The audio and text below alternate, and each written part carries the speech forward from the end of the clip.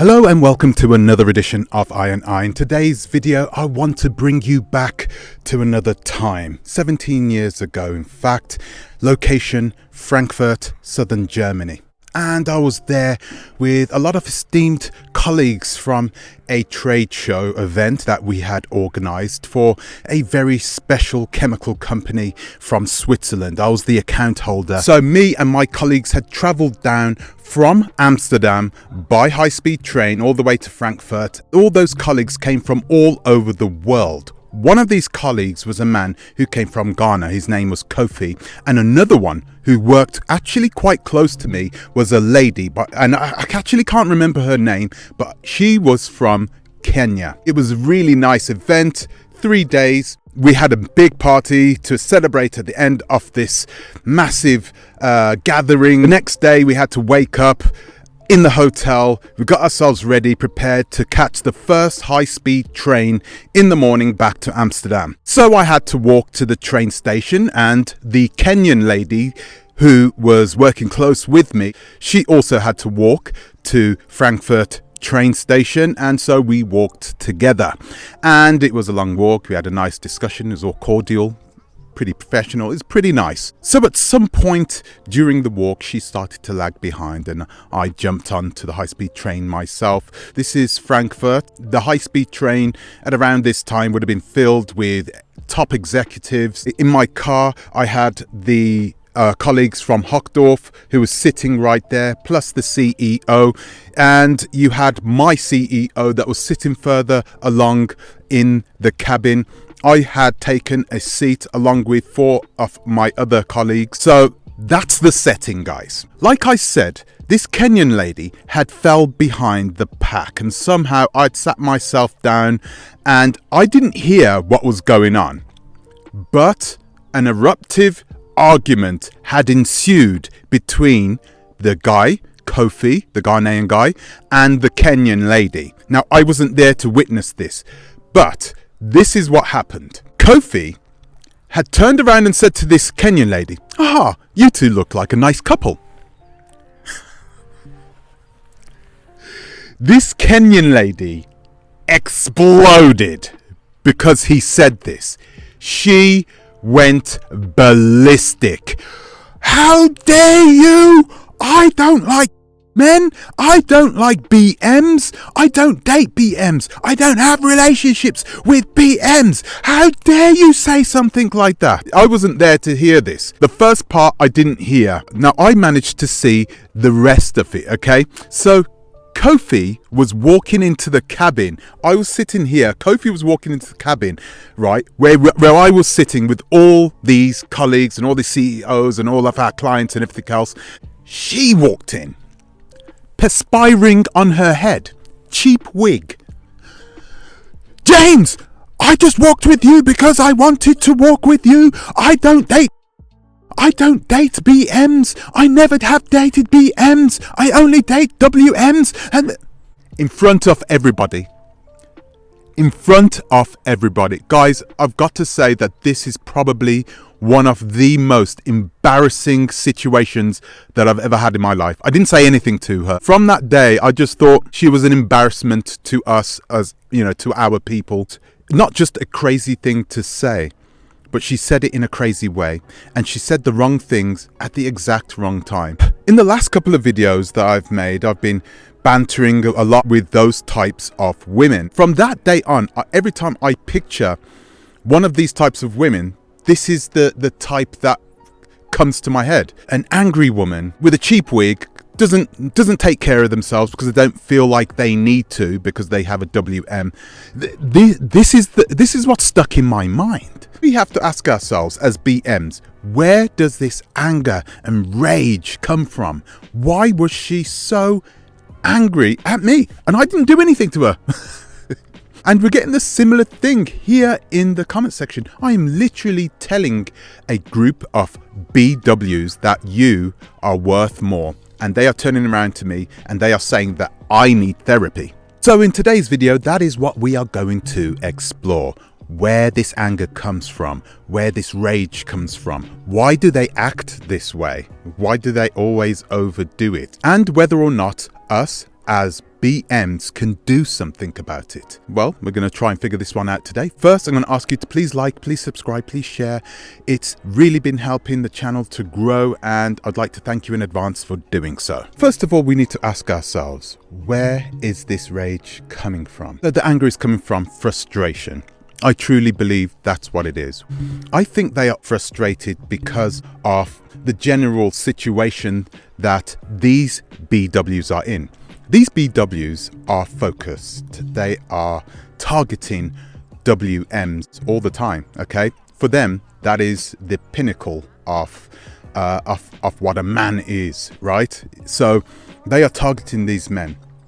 And if you look at the statistics, it's not looking good for them. If you look at the number of BWs who are marrying BMs and you compare it with the BWs marrying WMs, the numbers just don't make sense. It doesn't make their ideology look credible. It makes them look crazy, because a whopping 90 in the States, a whopping 93% of all BWs are marrying BMs. If they are sure, if they were 100% and certain in their ideology, there would be a lot more people who would give this ideology credit. But that's not happening. And the reason it's not happening is because you've got a bunch of BWs, a group of people which seldom are listened to by the overall world as we see it anyway. You have a group of BWs saying some pretty weird and outlandish things about their men, the men that had planted their seed, okay? These are men that without them, they wouldn't have existed, okay? So a lot of people are looking at them and they think these people clearly and ironically need therapy. And I say ironically because they keep telling me that I need therapy, but it's clearly the other way round. We need to take a look at this further. These numbers where we have 0.3% of interracial marriages. We all know that there are more BMs with WW. One woman in my comment section suggested that it is because BWs overall are a lot more loyal to their own people. And I would suggest that this is probably the case. But I think there is more to it than that. Despite all the bad news, despite everything that has gone against BMs in the media, even with this Paris Milan as well, spewing out constantly this anti-BM rhetoric, even with everything, BMs still are the most desired of all men on this planet. If you take a look at a lot of what these women have been saying, they've been telling me, you know, look at your preference, look at who you've chosen, your preference. There's a difference between me and you as a BW. The difference is because I am a BM. Therefore, I don't need to have a preference. I don't need to target a particular type of woman. You know, I didn't have to look. I didn't say to myself, oh, you know, I'm going to go after this woman because, you know, first and foremost, she is a WW. I don't have to do that. You need to do it because you need to join a small section, a small group of women and who will go out and look for these particular types of men. And that group of WMs who do like BWs. It's a very small group of men that do so. Most WMs don't even date exclusively WWs. You've got to remember this, okay? Many WMs will go to Thailand or Cambodia. They love Southeast Asia and they love their women. So they will go over there all day long. But do you ever see these men go to Africa? You ever see them in Africa? Do you see them targeting BWs? They don't do that. There is a massive percentage of WMs who love Southeast Asian women. But it is not reciprocated by WMs loving BWs.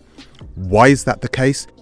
My people have always had these perceptions about us, and one of those perceptions is that we as a people are masculine. As a BM, we have always had this tag stuck to us by other people from all over the world that we are somehow physically superior. And the problem a lot of BWs are having is that most WMs think that BWs are more masculine than the average woman, and this is a massive problem.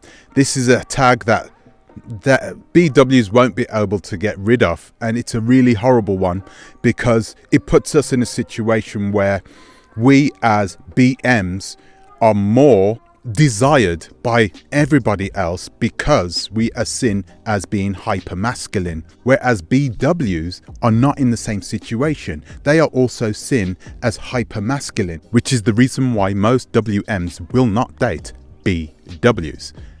They know this, I know this, they hate this. If you put all that together, you can see why it is incredibly frustrating for BWs who are in this small group, this divestment group. You can see why they're so angry. You can see why they're so frustrated, because they're in a situation where they keep telling themselves that they are desired by everybody, when it's just, the numbers just don't say that, okay?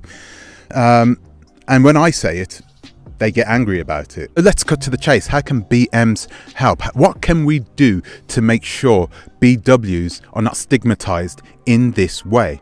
Well, we can help by making sure that this small group of BWs respect us a lot more. How can we as BMs garner more respect from these types of BWs? I think there is a solution.